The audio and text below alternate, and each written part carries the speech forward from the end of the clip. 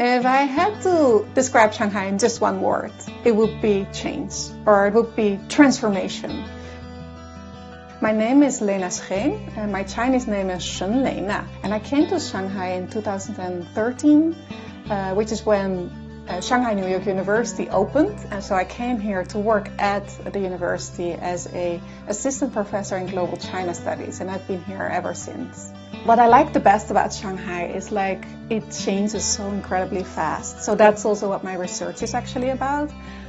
So I'm really fascinated by the fast changes of the city.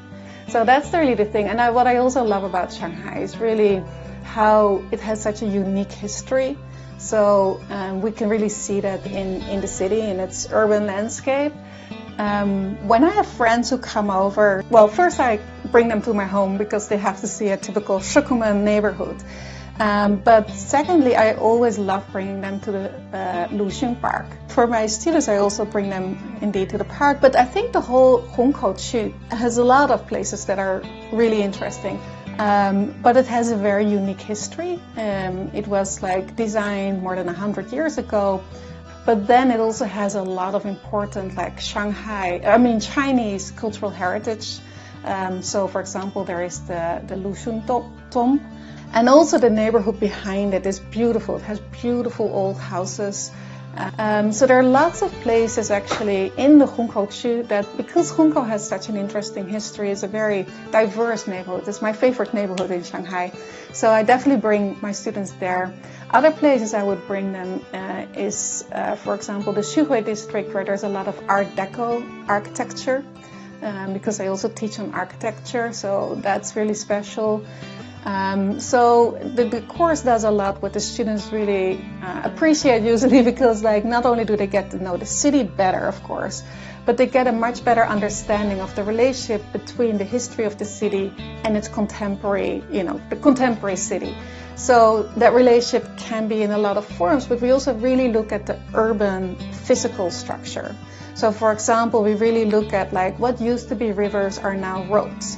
Or, how in the contemporary place names, like, let's say Xiangnamen, like it's the southern city port. Why is that subway station called that way? And then they discover, oh, it's because that used to be, there used to be a wall around the old town of Shanghai, and it had, city ports, and that's what this subway is named after.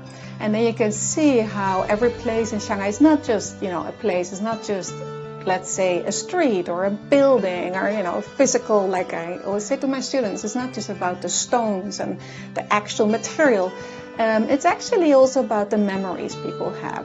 We see also a lot of not just like new neighborhoods and new architecture. We also see the preservation of old neighborhoods, which I think is very important. And you see that a lot now that we see, for example, a lot of Shukuman buildings are now being preserved, which is very, very important, because that's the history of Shanghai, right? And that's what also makes Shanghai Shanghai.